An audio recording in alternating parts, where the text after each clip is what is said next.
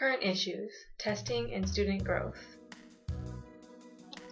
As future educators, we all like to think that someday we will walk into our classrooms, inspire our students to become lifelong learners, and will have discovered the secret to being the best teacher we can be.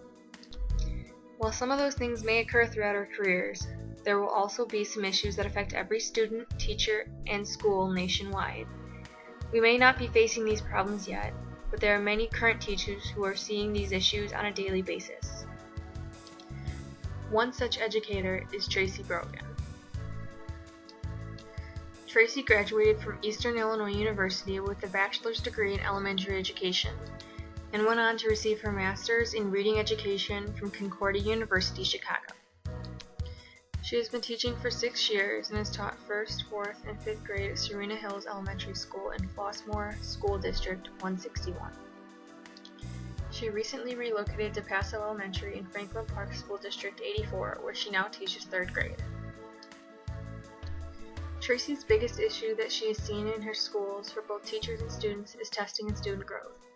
She believes that this topic is important because she says that it is evident that test scores are now being used as an evaluation tool.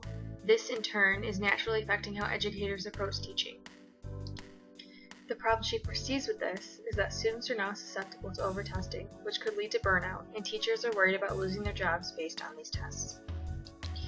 Tracy explains that teachers simply saying, "Yeah, I think they got it," does not cut it anymore. They have to draw data from nationwide, district-wide, and their own everyday assessments to determine students' comprehension and progress.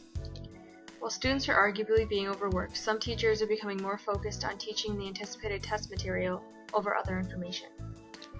As for her evidence, Tracy draws information from her own personal experiences. Over the last couple of years, she has been attending professional development workshops focused on growth and preparation for testing.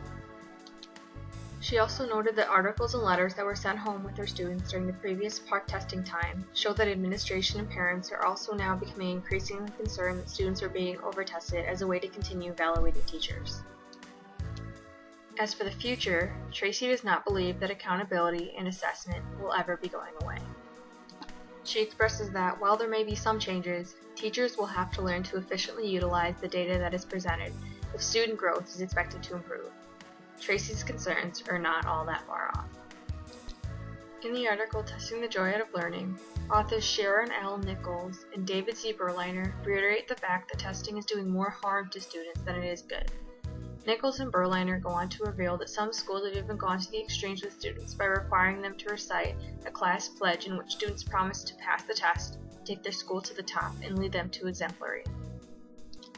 This does not encourage learning. It encourages students to memorize and regurgitate information in order to do well.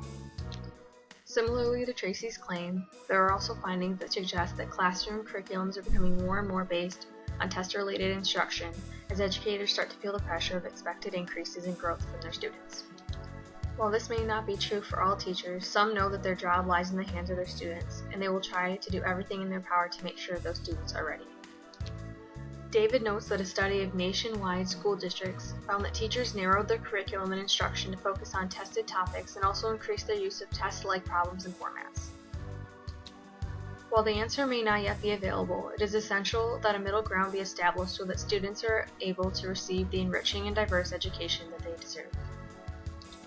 Tracy emphasizes that teachers and students alike are struggling with this current situation, and she hopes that we will soon find a way to utilize testing without it being detrimental to either party.